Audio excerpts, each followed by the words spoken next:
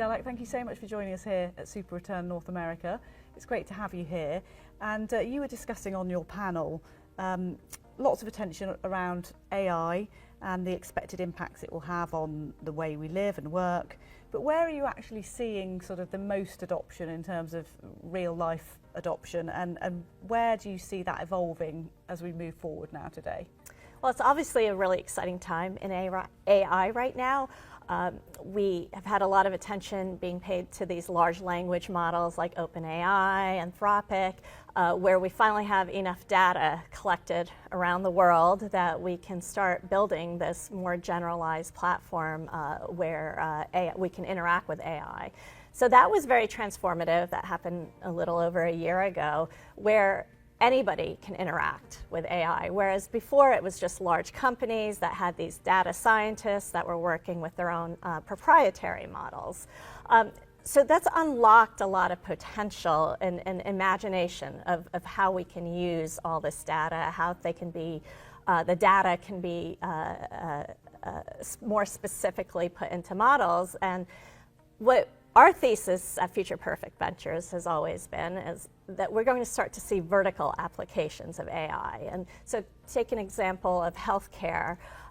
We have radiologists now that look over our X-rays and MRIs, and a lot of that can now be done by AI models. And this becomes really important in emerging markets where you may not have as many radiologists, or even in the United States, we're seeing less people go into the medical profession these days. And so just automating, we wouldn't have been able to automate all of that if we didn't have the data. We now have the data, and then now we have the processing power to build these models, to analyze this data, and to do it in a time-efficient way and in a more real-time way. So it's really the combination of having the data and then the processing power and being able to apply these very specific models. This happens in financial services, marketing. And so we're seeing it across the board, and we're going to see more and more over time as these models become more refined. Indeed, the adoption is transformative, as you're describing there. So within that, where is the greatest investor opportunity? What do you need to look out for? What do you need to be wary of? And where's the key opportunity? So with all this excitement and all this potential, it also means that the technology is evolving at a very rapid pace. And so as an investor, we look at, while we believe in open source, we believe in having data available to more companies and more people, the companies we invest in still need to have something that's proprietary, that's unique. When we look at these vertical applications, such as the healthcare example, is the team from the industry, are they getting the right data in? Because these models are only going to work and work at scale if you have the right data, the right models that are going in to have the output that we want.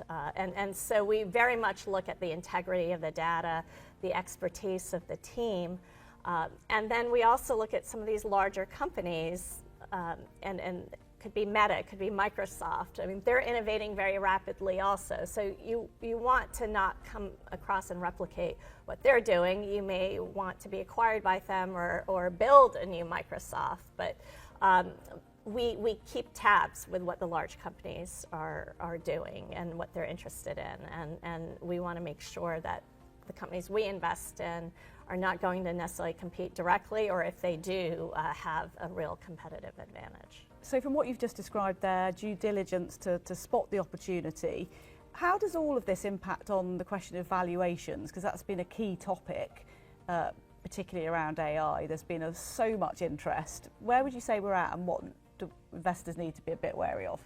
Well, valuations are very high right now, especially with the brand names. I mentioned some of them with OpenAI and Anthropic. And look, if you look at the long-term potential, it's massive for all these companies. There's a lot of room. A lot of enterprises are still trying to figure out how they're going to use this data,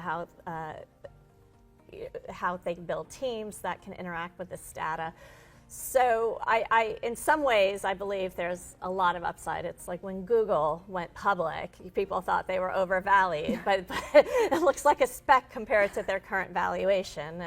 And so I wouldn't underestimate the potential of some of these companies. What we really want to look at is what is a long-term trajectory. And while valuations may be high, what is the market potential? And we're still in the early stages.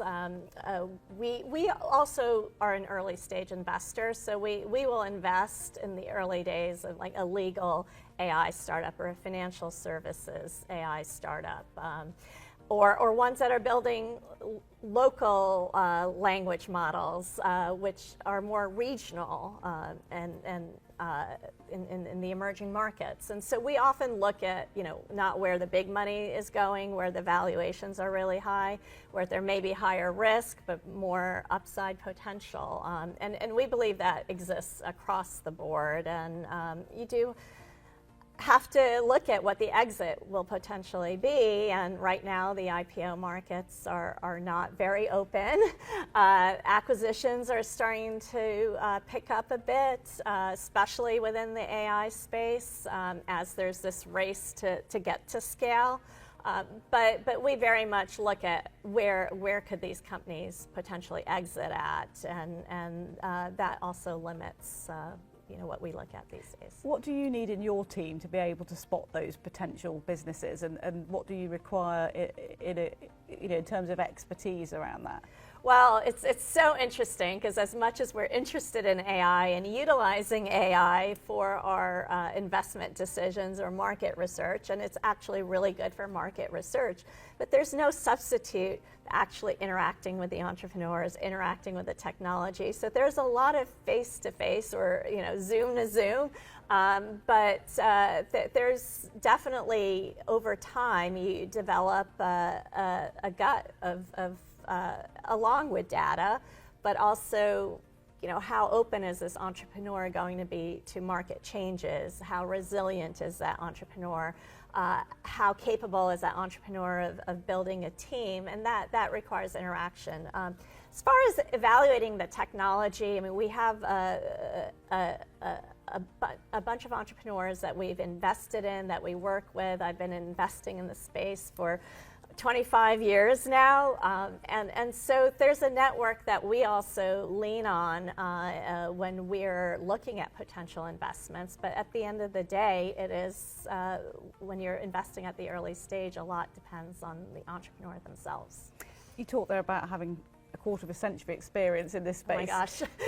You've seen things evolve somewhat, yes. there. Yeah. And what do you expect to see in the next 10 years? From what you've described, it's almost impossible to imagine. Really, it is. I have not seen such fast pace of development. And we also invest in crypto and blockchain. And I'd say AI and crypto are the two sectors that are just growing exponentially, where every day there's a new development from a technology standpoint, from a company, new company formation standpoint.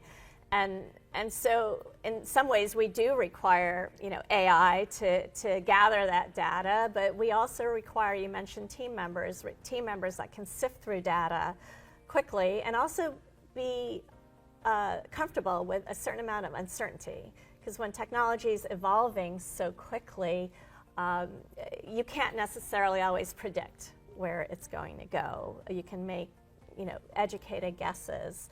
But that's why we build portfolios. So I think we're all going to be interacting with AI without knowing it necessarily. We already have been. If you look at Netflix recommendations, Amazon recommendations, but it's going to be a lot more conversant, not just us typing in, but actually talking to AI agents, or them just knowing what we're looking for and having that push to us in a way that is useful, where we're not searching necessarily, but the information we need is coming straight to us.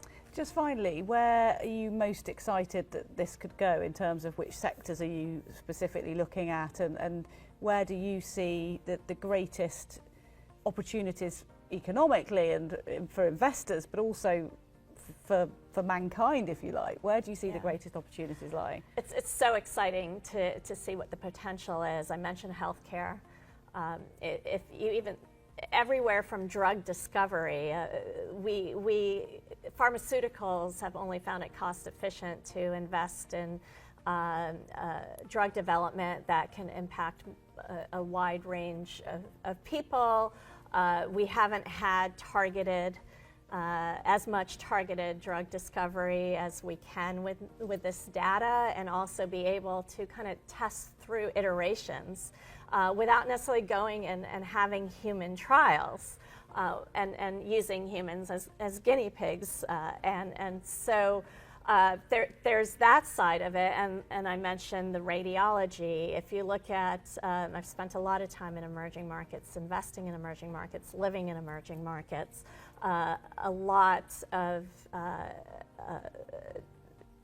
places that don't have access to X-rays and doctors. I mean, imagine we're also having devices that are being developed that can do the X-rays and then could be analyzed by an AI without having any human interaction. And when I look at what the internet did for so many sectors, including healthcare, including financial services, I mean, AI has 10x, 100x of the impact from an economic standpoint, but also just furthering everyone's health, everyone's financial well-being. Imagine if everyone could invest in targeted assets just for them, even if they only have $100 or $20 that they can invest. And that targeted personalization is going to be possible, and without requiring people to even be able to have to interact with it, which is what we're now doing with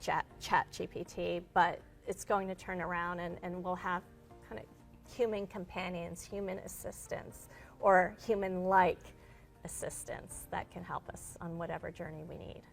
Who knows what we'll be talking about when we next meet, and in a year's time even, let alone what we'll be talking about in 10 years' time. Thank you so much for sharing your insights, Jalak. It's been great to talk to you. Well, thanks for having me.